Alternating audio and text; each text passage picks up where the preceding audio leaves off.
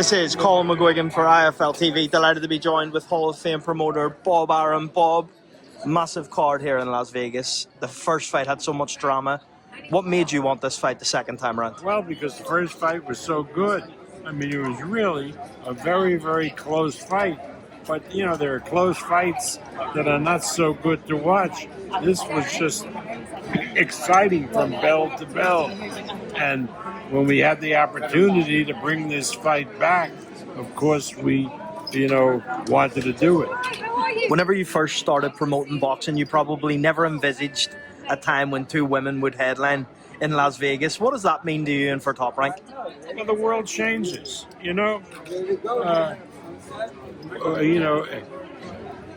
women's professional basketball was really non-existent for most of my life, and now it's a major attraction, and women are entering sports now like they never did before.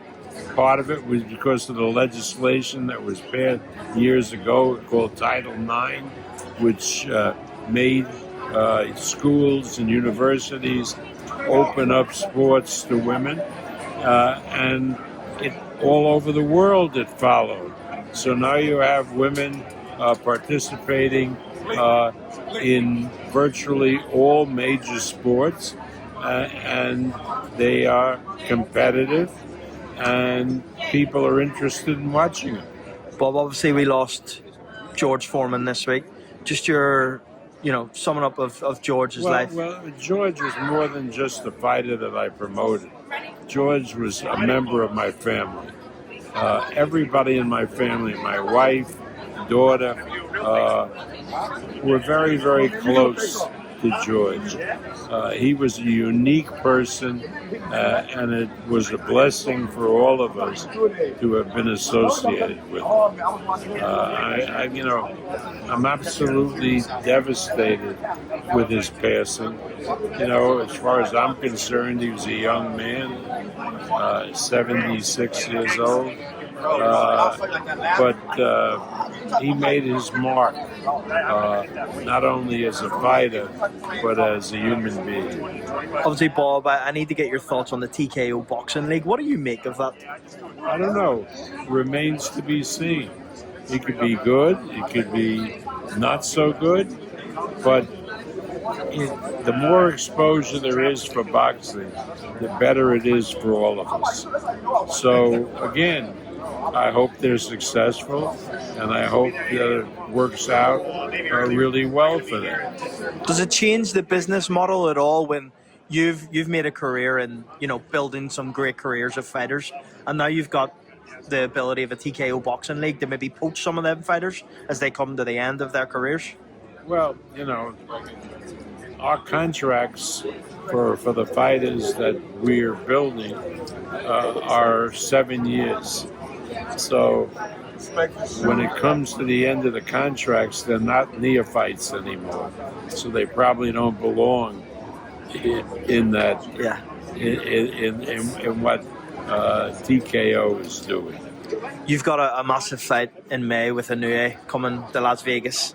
Eddie Hearn has been on record over the past month or two saying that he believes INOUE should be removed from the pound-for-pound rankings. Well, that's stupid. I know Eddie represents this Russian guy. I think he's Russian. Uzbek, yeah, MJ. Yeah, Uzbek. Yeah.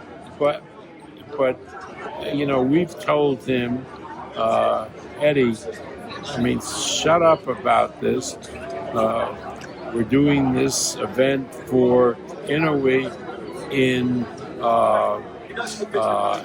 May, and then he'll fight in Japan, if he's successful, in September.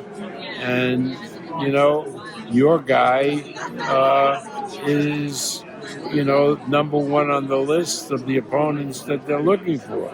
So what's the problem? Give him another fight and then put him in a massive fight in Japan. Bob, what conversations have you had with Tyson Fury and Frank Warren? A lot of people are saying Tyson might come back. He might fight Anthony Joshua. Have you had any conversations? No, because it's not for me to talk to Tyson to ask him. This is a really personal decision. Tyson's made a lot of money from boxing. He doesn't have to come back.